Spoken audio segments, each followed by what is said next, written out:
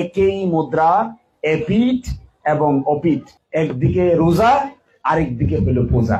এই রোজা এবং পূজা মিলে বাংলাদেশ। রোজা এবং পূজাকে একই মুদ্রার এপিঠ ও ওপিঠ মন্তব্য করে ধর্মীয় অনুভূতিতে আঘাতের অভিযোগে সুনামগঞ্জ ২ আসনে জামায়াতের প্রার্থী ও সুপ্রিম কোর্টের আইনজীবী শিশির মনিরের বিরুদ্ধে ঢাকার আদালতে মামলা করা হয়েছে। পাশাপাশি DSN নামক একটি ইউটিউব চ্যানেলকেও এ মামলায় আসামি করা হয়েছে।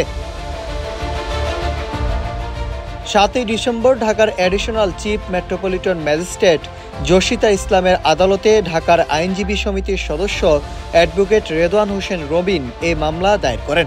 আদালত বাদীর জবানবন্দি গ্রহণের পর অভিযোগের বিষয়ে ডিবি পুলিশকে তদন্তের নির্দেশ দেন।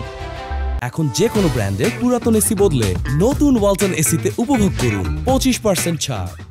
মামলার অভিযোগে বলা হয়, বাংলাদেশের প্রায় ৯১% মানুষ মুসলিম এবং ইসলাম ধর্মের রীতিনীতি অত্যন্ত স্পর্শকাতর বিষয়।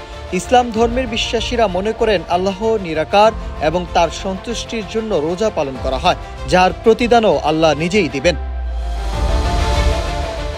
অভিযোগে আরও উল্লেখ করা হয়, সনাতন ধর্মাবলম্বীরা দেব দেবীর আকৃতি নির্ধারণ করে পূজা করলেও রোজাকে পূজার সঙ্গে তুলনা করা মুসলিম জনগোষ্ঠীর জন্য অগ্রহণযোগ্য এবং এটি উদ্বেগ, উৎকণ্ঠা ও বিভ্রান্তি সৃষ্টি করতে পারে।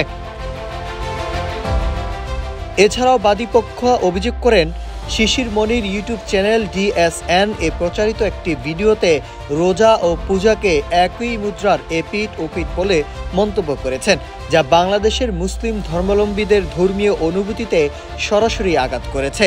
অভিযোগে আরও বলা হয়, তিনি ইচ্ছাকৃতভাবে রাজনৈতিক ফায়দা নেওয়ার উদ্দেশ্যে এ ধরনের মন্তব্য করেছেন, যা ধর্মপ্রাণ জনগণের মধ্যে অশান্তি ও উত্তেজনা সৃষ্টি করেছে।